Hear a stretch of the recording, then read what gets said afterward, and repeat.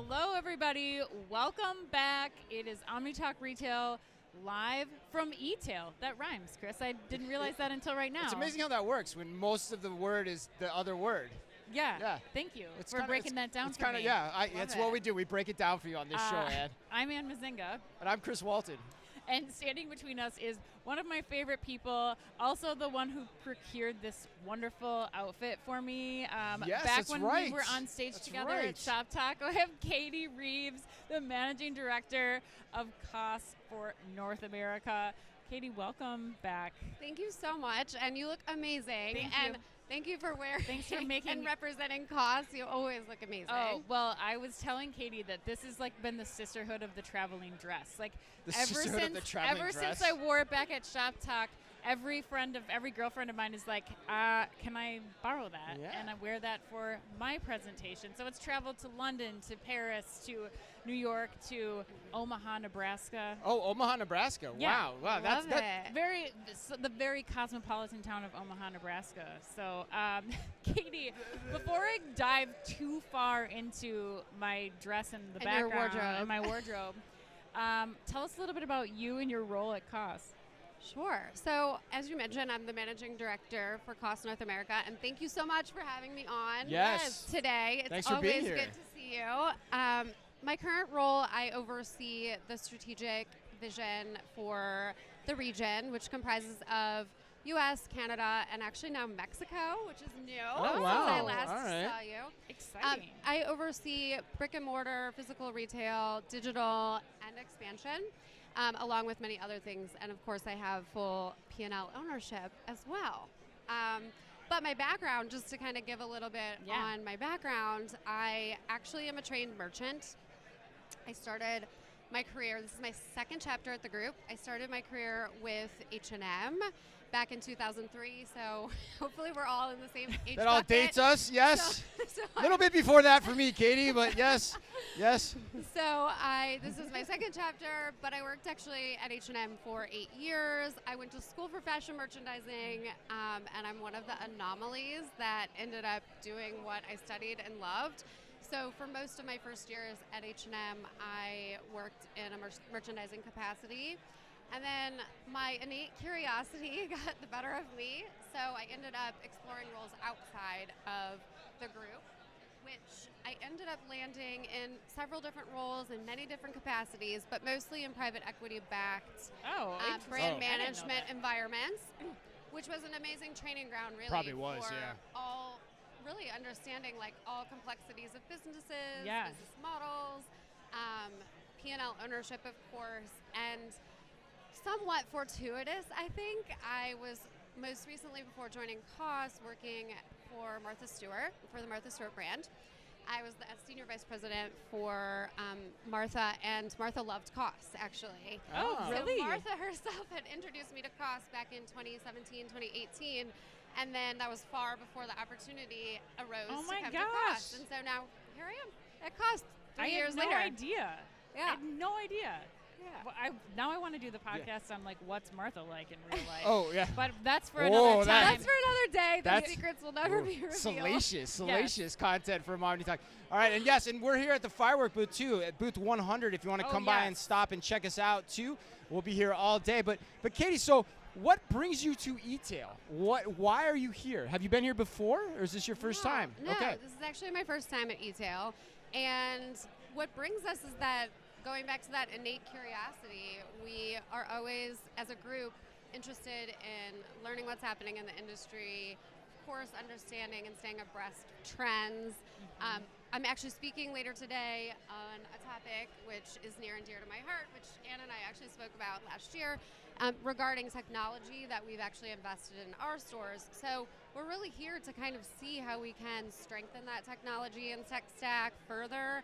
And also, I always say this to the team, the only constant is change. So really just to see what's going on and also hopefully gain a few new COS customers and followers along the way, which if you're not familiar, we are a fashion brand, London-based fashion brand actually, that, as I mentioned, is owned by the group, but offers fashion for men and women, and we really aim to democratize luxury fashion, actually, making it accessible for all.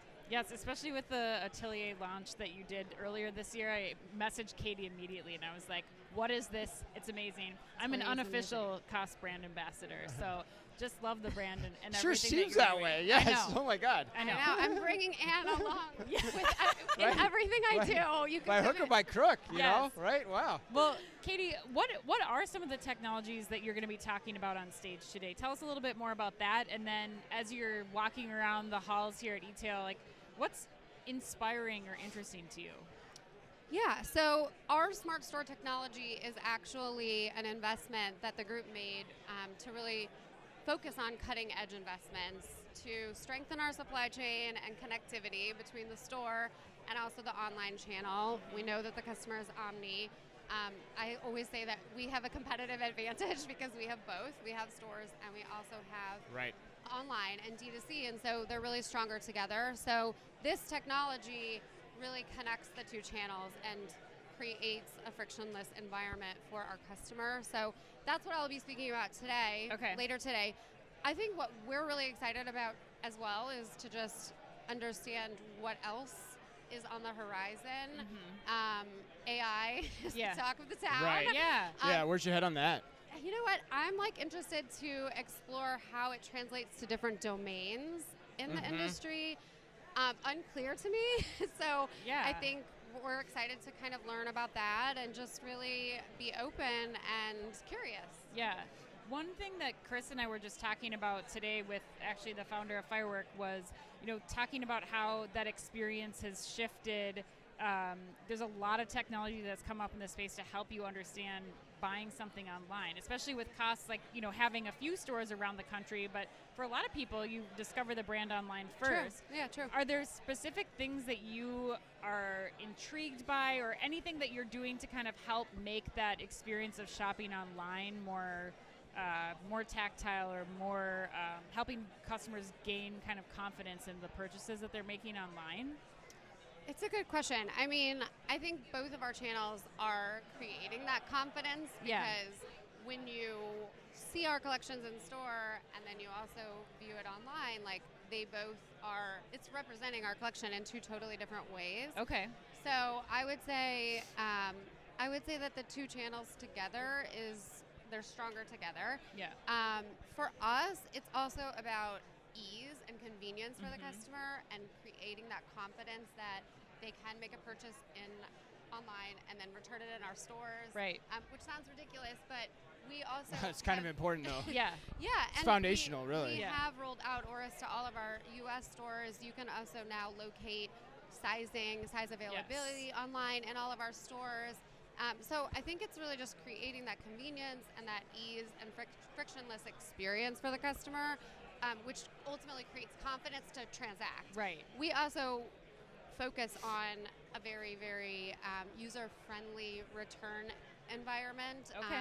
So that's also important. If you're going to Yeah. order something online, then you want to be able to know that you can return it and at any point in time, right? Any of your channels. So. Right. So it sounds like a lot of investment then in making sure that you have the right item data to understand where your products are so that customers, when they are going to the store, they can find the items that they're looking for in their size, and that also you're looking at ease and flexibility with returns. Yeah. Does that sound right? Yeah, totally. And I think from a customer experience perspective, especially in our stores and the investments that we've made, it's important that if you can't find what you're looking for in our store or online, we're here to essentially create that frictionless environment so that we can find it for you. Yeah. And now that technology is able to harness all of that, which is great. Yeah. And Katie, I'm curious because you mentioned the smart store technology, that you're speaking about today. So double click into that for us if you can in the last few minutes of this interview. Like what specific technologies are you looking at or are you talking about on stage today that are helping you in that endeavor? Yeah, so good question. It's two-pronged for us. Okay. One is RFID. Okay. So we've invested in RFID readers in all of our stores, which, as you know, handguns or overhead readers? No, so overhead readers. Okay. Yeah, so overhead readers. And as you know, it's essentially transmitting data every 5 seconds.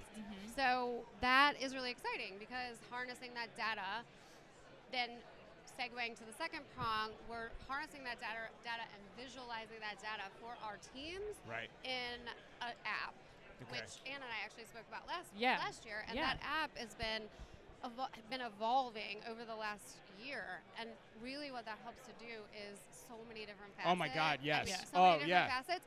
But at the end of the day, it's all about the customer. And it's all about creating an amazing customer experience for whomever walks into our store. And the app can do several different things, of course, but the biggest thing is also helping to provide operational efficiency for our teams, which ultimately allows them to service the customer in a more, we believe, robust way. Right. Because before they were spending hours and hours doing operational tasks, and now they can really focus on like what we're doing today, having an engaging experience, and also clienteling and really selling to the customer, which is exciting. So if I translate that too, like, so because I'm going back to my days at the Gap, like, basically I'm imagining it helps the people in your stores find the product they're actually looking for, right? Like when they need a new size or they have to go in the back, they know exactly where it is, because that was always the biggest thing. And probably when you were at JQ too, like finding something in the back room was not the easiest thing. Like if you had another size that wasn't on the floor, it was tough. But you're saying that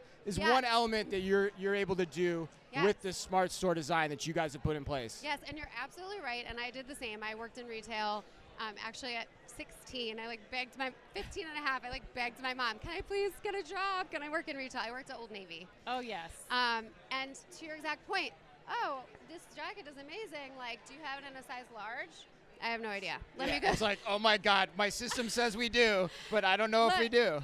We didn't even have systems right. It was just let me look in. Let me go crawl the racks. We actually had Upstock, above.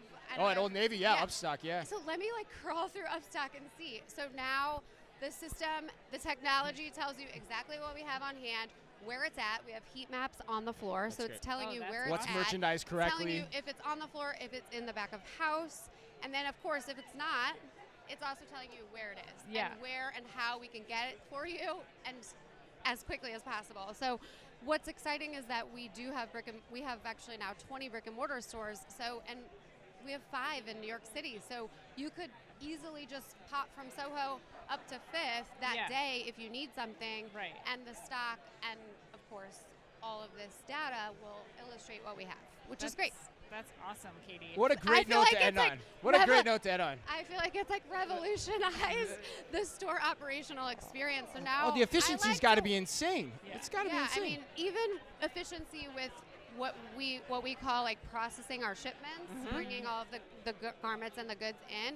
We've actually saved approximately an hour to an hour and a half in efficiency just from that one particular operational task.